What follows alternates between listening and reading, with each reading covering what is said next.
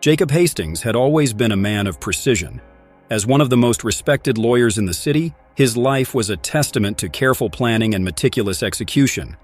At 45, he had built a career that others could only dream of, with a string of successful cases and a reputation that made him the go-to attorney for high-profile clients. He lived in a beautiful suburban home, a symbol of his hard work, nestled in a quiet, affluent neighborhood. It was the kind of life that many envied, a life that seemed on the surface absolutely perfect. His pride and joy were his two children, Emily and Nathan, both in their teens and full of promise. Emily, the older of the two, was already showing signs of following in her father's footsteps with a sharp mind and a penchant for debate.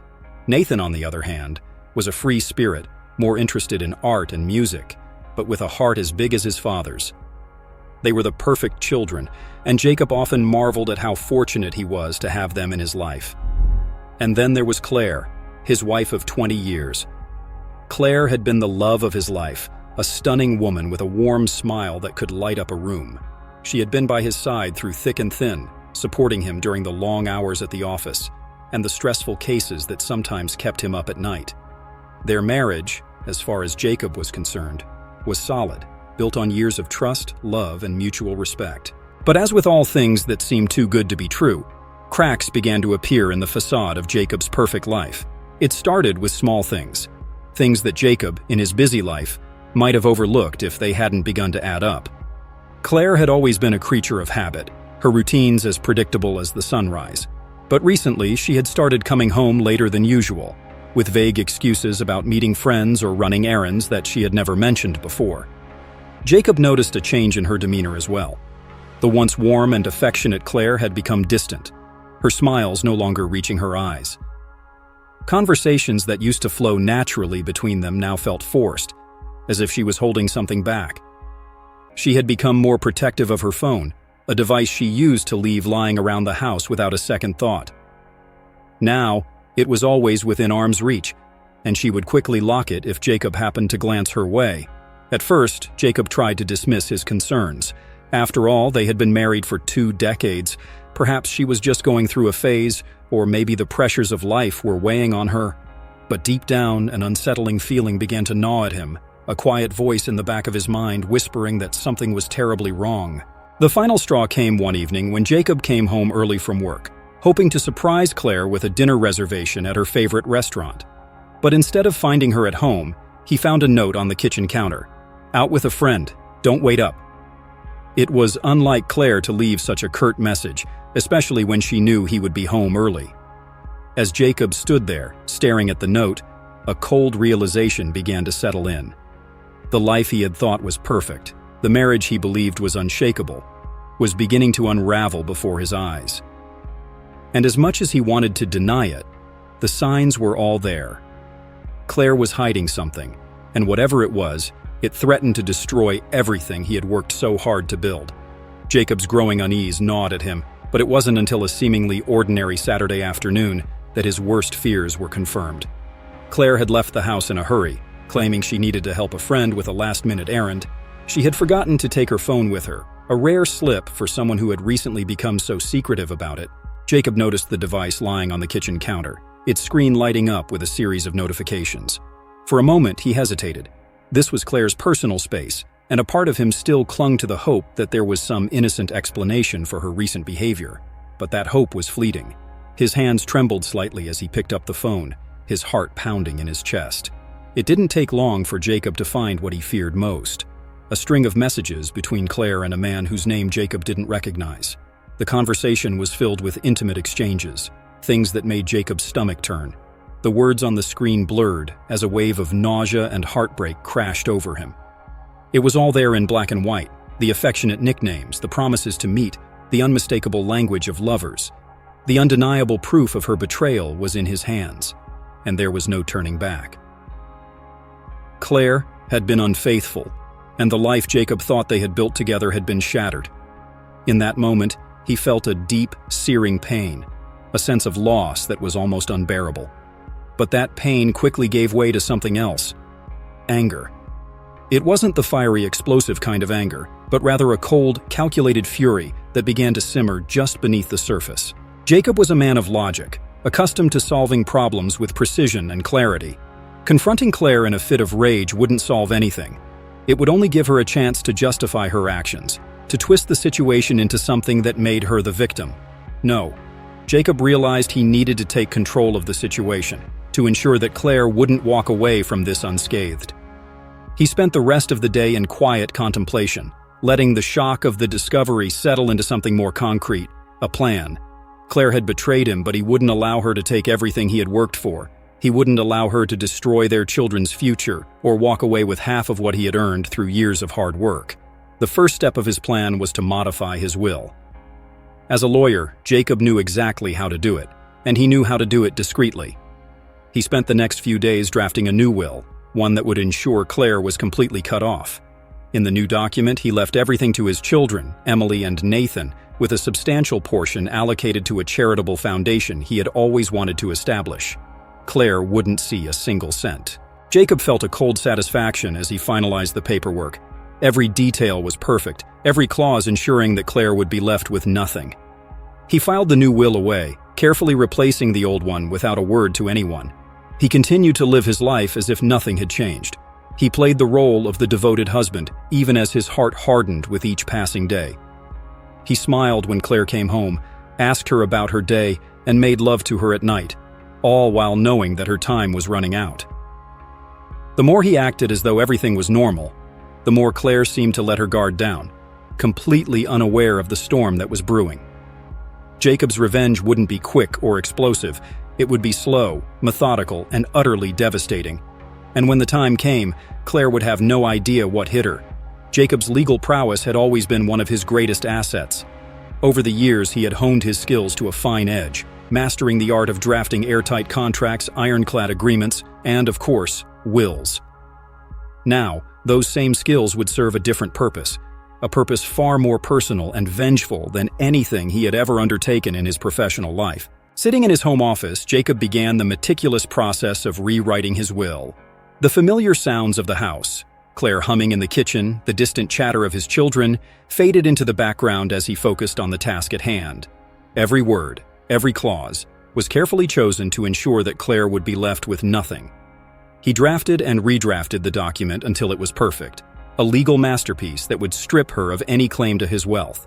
In the new will, Jacob designated Emily and Nathan as the primary beneficiaries, ensuring that they would be well taken care of no matter what happened.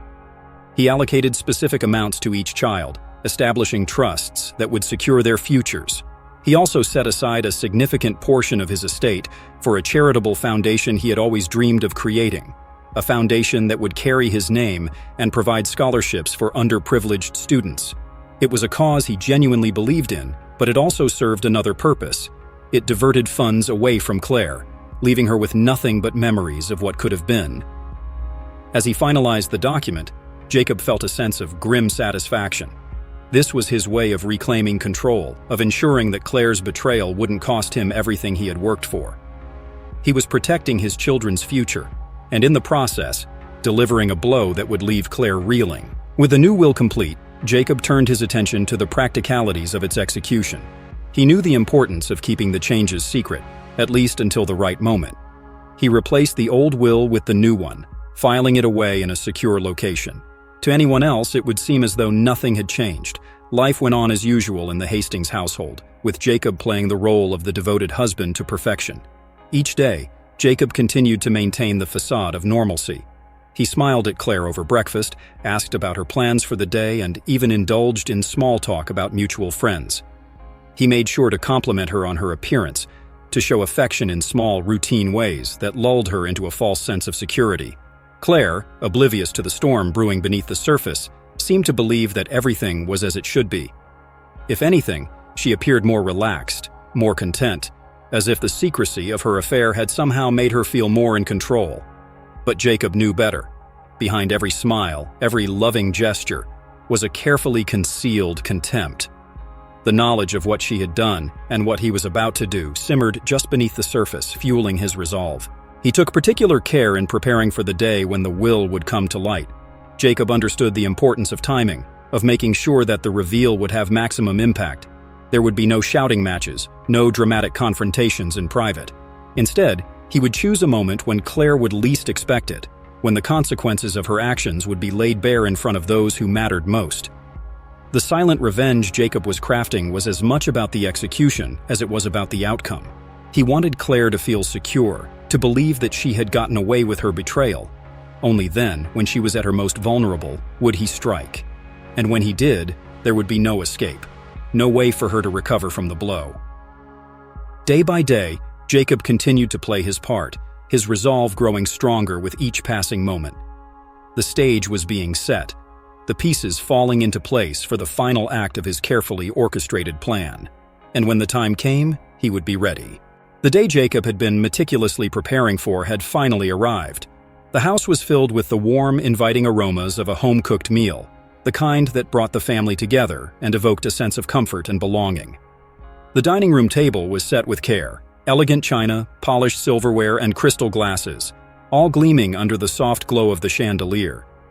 It was a scene of domestic bliss, a picture of the life Jacob and Claire had built together. Jacob had planned the evening with precision.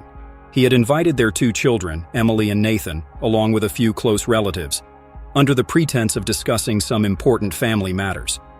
The invitation had been worded carefully, just vague enough to arouse curiosity without raising suspicion. Claire had been enthusiastic about the dinner, pleased that Jacob was taking such an active interest in gathering the family. To her, it was just another sign that everything was going well in their marriage. As the guests arrived, the house buzzed with conversation and laughter. Jacob played the perfect host, greeting each person with a warm smile and a firm handshake. He made sure to spend a few moments with each of his children, exchanging small talk and making them feel at ease.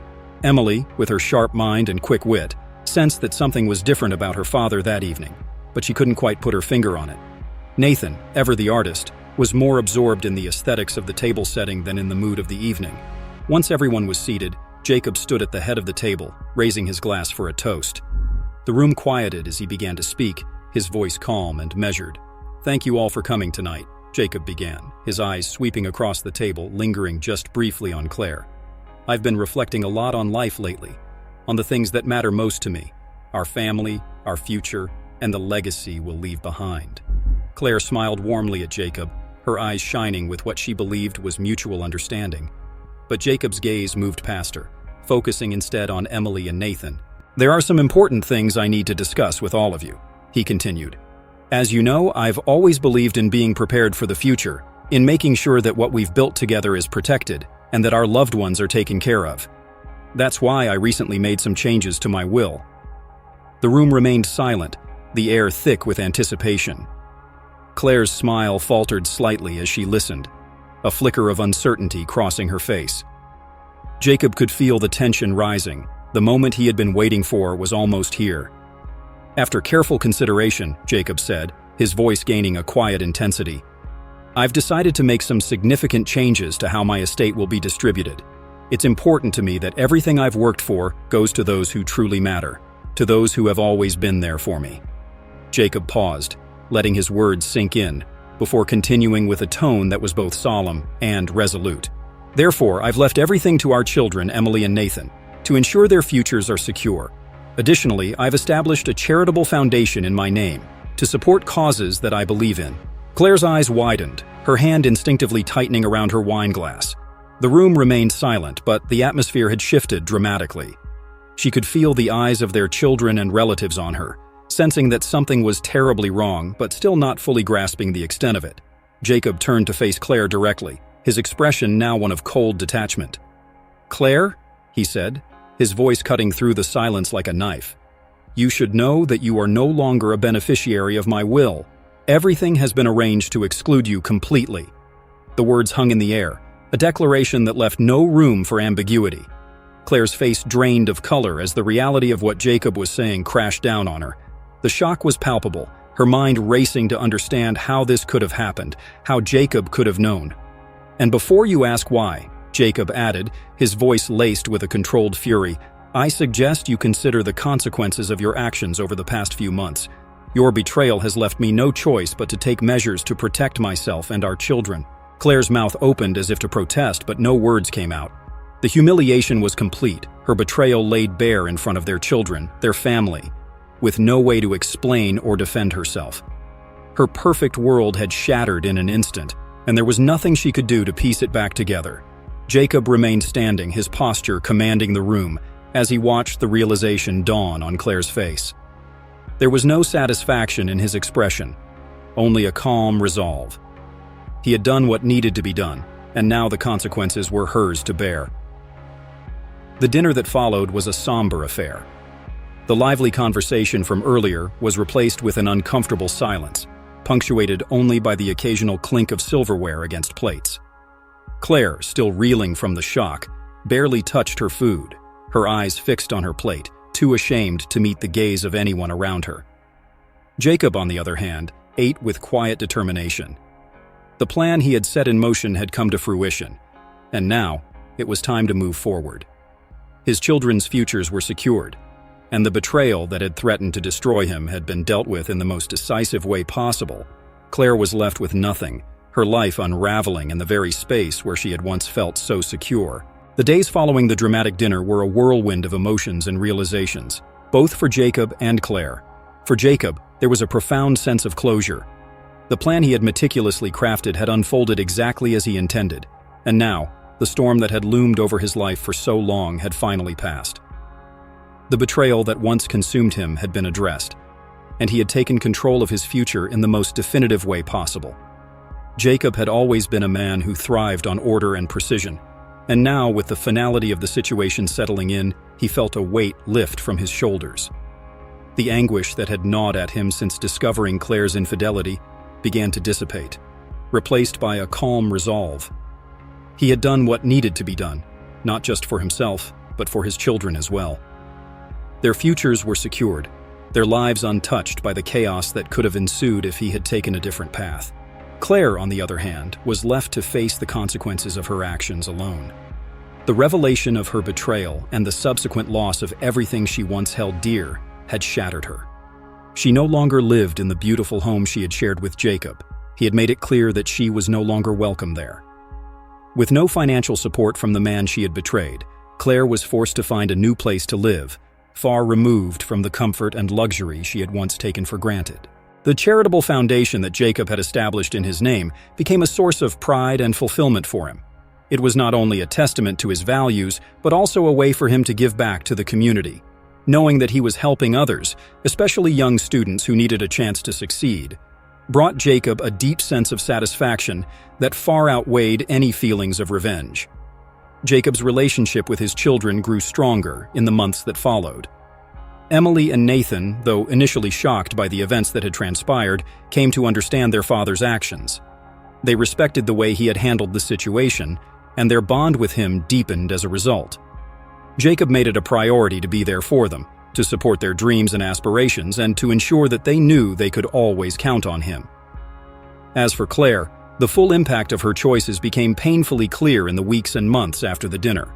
Isolated and without the financial means she had once enjoyed, she struggled to rebuild her life. The reality of what she had lost was inescapable, and the humiliation of being exposed in front of her family weighed heavily on her. She had thought she could have it all, her secret life and the security of her marriage, but Jacob had shown her just how wrong she was. For Jacob, the journey toward healing was not without its challenges. There were moments when he reflected on the life he once thought he had with Claire, the love he believed they shared. But each time those memories surfaced, he reminded himself of the truth, the betrayal that had broken their marriage, and the strength it took to protect what truly mattered. In time, Jacob found peace in his newfound independence. He no longer felt the need to look back, to dwell on what had been lost. Instead, he focused on the future, on the new opportunities that lay ahead, and on the happiness he could build for himself and his children. The pain of betrayal had forged a new path for him, one where he was in control of his destiny, free from the shadows of deceit. As the seasons changed and the world moved on, so did Jacob. He embraced his role as a father, a philanthropist, and a man who had weathered one of life's most difficult storms. He had come out the other side not as a victim, but as a victor, stronger and more resilient than ever before. In the end, Jacob knew that the true victory was not in the act of revenge, but in the ability to move forward, to find closure, and to start anew. The perfect life he once thought he had was gone, but what he had gained in its place was something far more valuable: freedom, peace, and the promise of a better tomorrow. And that, my friends, is the story of Jacob's ultimate triumph over betrayal. A powerful reminder that strength and justice can emerge even from the darkest of situations. If you enjoyed this tale of revenge and resolution, make sure to give this video a like and share your thoughts in the comments below. Don't forget to subscribe to Only Stories About Men for more captivating stories of real men who faced extraordinary challenges and came out on top. Turn on the notification bell so you never miss an episode of our gripping narratives. Thank you for watching, and I'll see you in the next story.